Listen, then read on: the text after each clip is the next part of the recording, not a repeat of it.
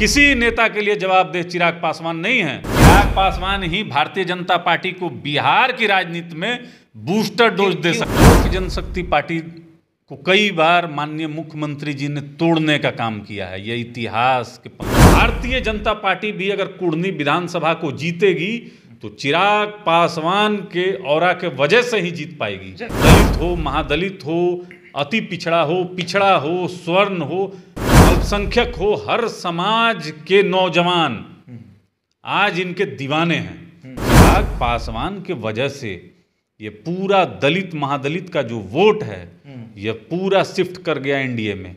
नमस्कार, the India top देख रहे हैं आप और मेरा नाम शशांक पांडे है। कुढ़नी विधानसभा सीट पर उपचुनाव होने जा रहा है और सभी पार्टियों ने अपनी अपनी कमर कस ली है कि हम वहां से चुनाव लड़ने जा रहे हैं। ऐसे में लोजपा रामविलास क्या करेगी, चिराग पासवान क्या करेंगे, क्या एनडीए को समर्थन देंगे या फिर अपना प्रत्याशी उतारेंगे, इस पर चर्चा होगी।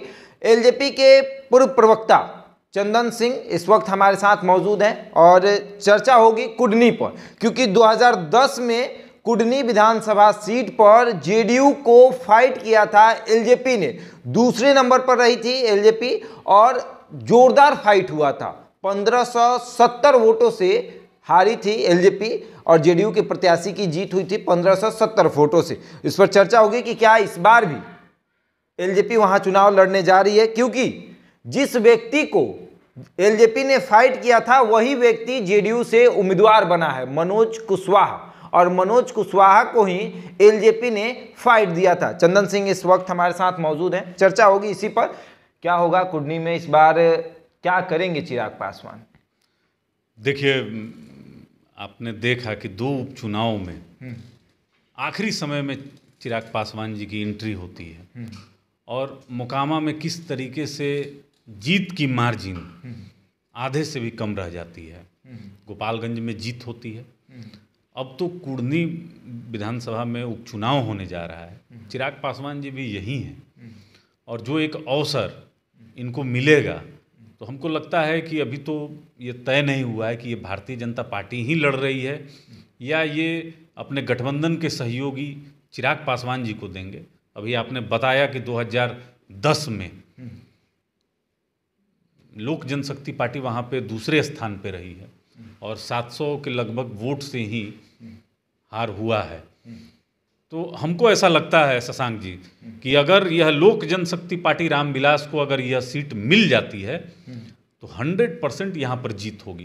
क्योंकि देखिए, आदरणीय रामविलास पासवान जी का एक प्रभाव तो था ही, लेकिन अब वर्तमान में चिराग पासवान जी का जो ऑरा है और जो आकर्षण है, पूरे बिहार में एक एक पंचायत घूमने का इनको जो अवसर मिला है, दलित हो, महादलित हो, अति पिछड़ा हो, स्वर्ण हो, अल्पसंख्यक हो, हर समाज के नौजवान आज इनके दीवाने हैं। तो हमको ऐसा लगता है कि भारतीय जनता पार्टी अगर अवसर प्रदान करती है अपने गठबंधन के सहयोगी के रूप में चिराग पासवान जी को, तो लोक जनशक्ति पार्टी रामविलास यह सीट 100% जीतेगी।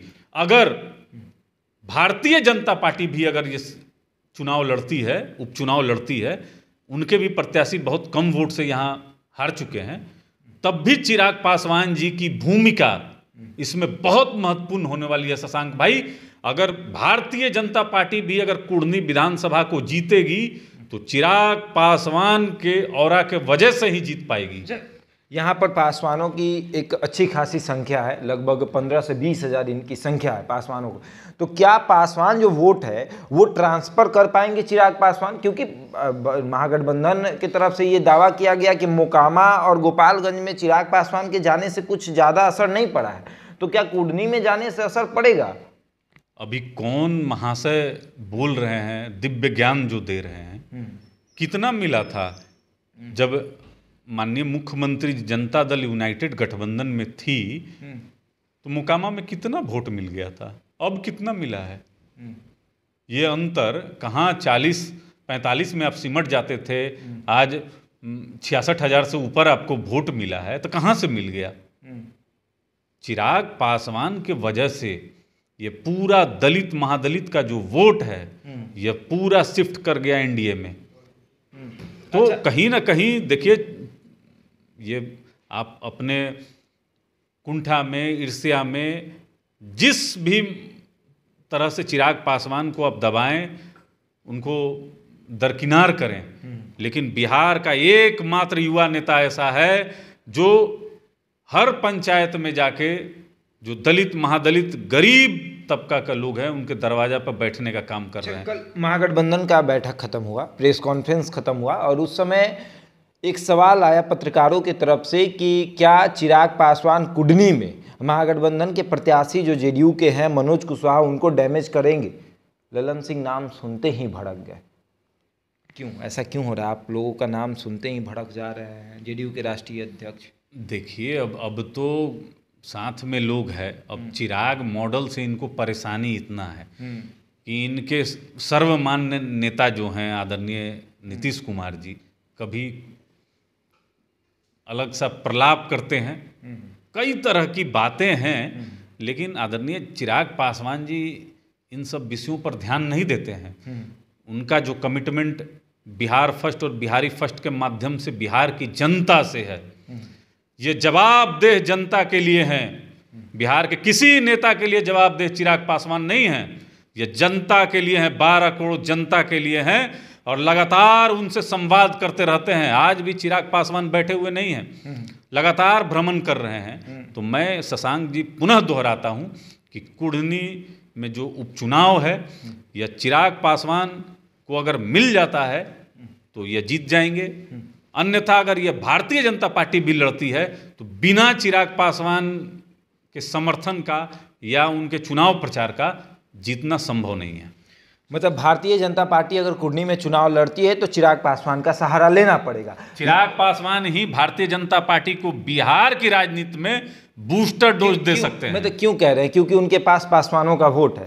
चिराग पासवान के चाचा भी एनडीए में है। चिराग पासवान के चाचा भी एनडीए में है। शशांक जी, हाथ कंगन को आरसी किया, पढ़े लिखे को फारसी किया। ये दो उपचुनाव साबित कर चुके हैं कि जो इनका वोट बैंक है उस पे अधिकार सिर्फ चिराग पासवान का है। यह तो भारतीय जनता पार्टी ने भी चुनाव मैदान में इनको उतार कर जब समझ गई तभी ना। आदरणीय चाचा जी अगर हमको कहीं अगर दिख जाएं तब उस पर बात हो सकती है, लेकिन फिलहाल जो बिहार की राजनीति में अगर भारतीय जनता पार्टी का कोई अगर मजबूत गठबंधन किसी के साथ हो सकता है तो वह चिराग पासवान के साथ हो सकता है और यही वोट को ट्रांसफर भी करा सकते हैं। बाकी किसी में इतना पावर नहीं है कि किसी का वोट वो ट्रांसफर। जाते जाते एक सवाल, क्या कुढ़नी पर चिराग पासवान दावा कर रहे हैं या फिर प्रेशराइज कर रहे हैं भाजपा को कि ये दे दीजिए हमें, क्योंकि हमने 2010 में फाइट किया था, बढ़िया फाइट हुआ था और हमारा जो उम्मीदवार है इस बार होगा उस पर भाजपा का